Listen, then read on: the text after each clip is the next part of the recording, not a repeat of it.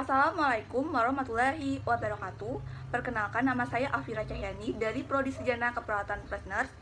Saya akan menjelaskan tentang ethical decision making atau EDM. Pengambilan keputusan merupakan suatu tindakan yang melibatkan berbagai komponen yang harus dipertimbangkan secara matang oleh perawat, terutama yang terkait dengan permasalahan pada tatanan klinik. Hal ini sangat erat kaitannya dengan perkembangan praktek keperawatan yang semakin kompleks.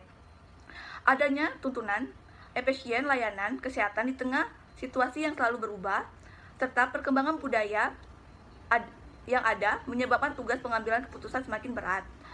Dampak dari pengambilan keputusan yang tepat akan dibayar dengan harga yang tinggi, baik untuk individu yang memutuskan maupun institusi individu tersebut bekerja.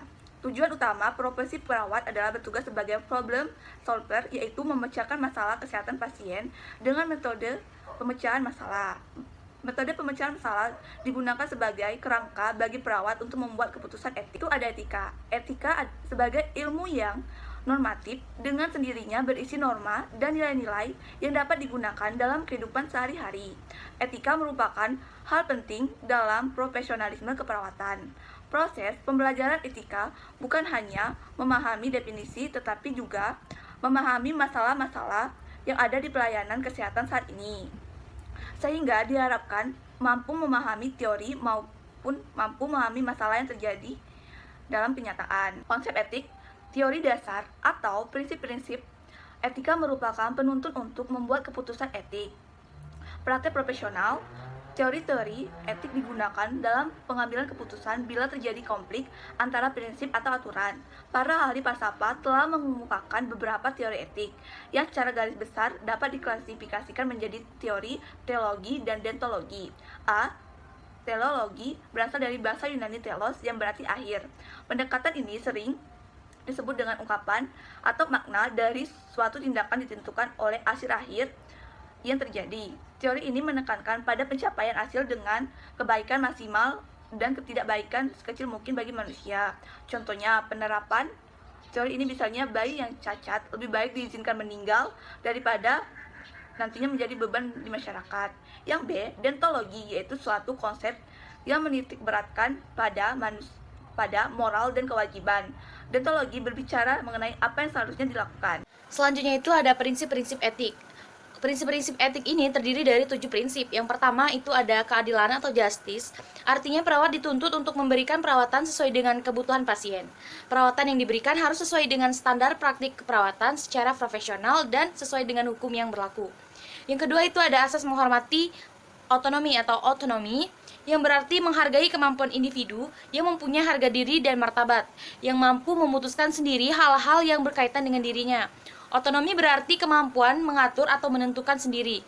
Otonomi berakar pada rasa hormat terhadap individu, dan di dalam prinsip otonomi ini, perawat harus menghargai dan menghormati hak pasien untuk memilih dan memutuskan sendiri pengobatannya.